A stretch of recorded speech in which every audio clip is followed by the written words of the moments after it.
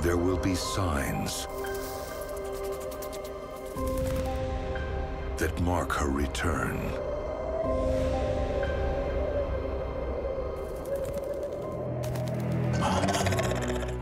Did you feel that Pan was good or evil, or was he just himself?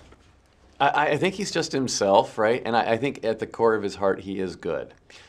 He's mischievous and playful, maybe, and loves to taunt. So that's why he might come off as evil, but you're not sure. I like the fact that Pan keeps you guessing. It's meant to be like that. Yeah. A faun is a creature that is neither good nor evil. It's like nature. He's just a sort of a trickster character. He is a character that is there to be a witness and to shepherd her in her rite of passage, but he has no agenda. He doesn't care if she dies or lives, but he's there to make it to make sure that she goes through it, no matter how. And he's pushing her. He's always pushing her. He's always screwing with her head. You know, he's really, really playing mind games with Ophelia, because that's his role. What kind of research did you do in playing Pan? Just goats, looking at goats? Yeah.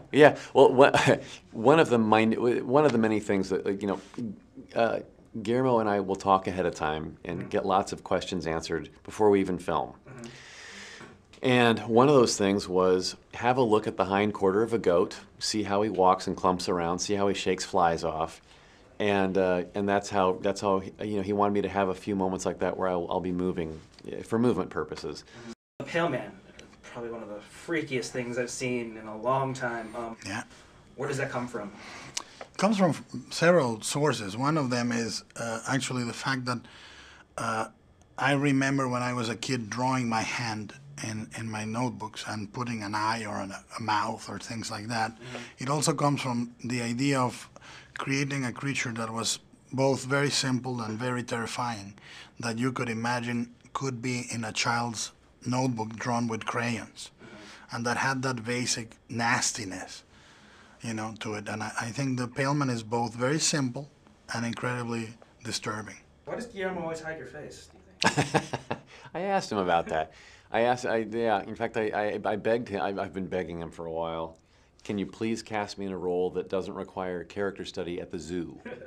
just for once. I'd like to maybe, see what it's like to be an accountant. No, I gotta be a goat man.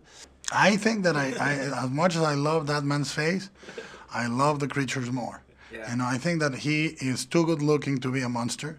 How many hours did you have to endure makeup for that outfit? This was a long one, yeah. My longest ever was 7 hours to become Abe Sapien for Hellboy. This came in as a close second at 5 hours.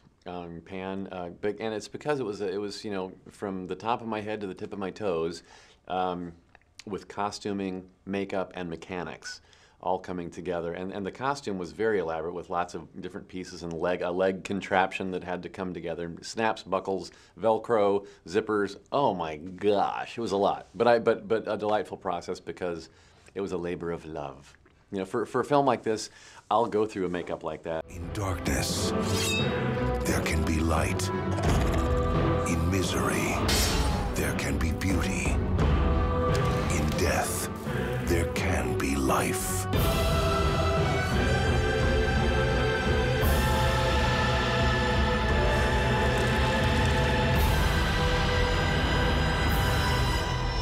Pan's Labyrinth. I need monsters in my movies, so he essentially is fucked.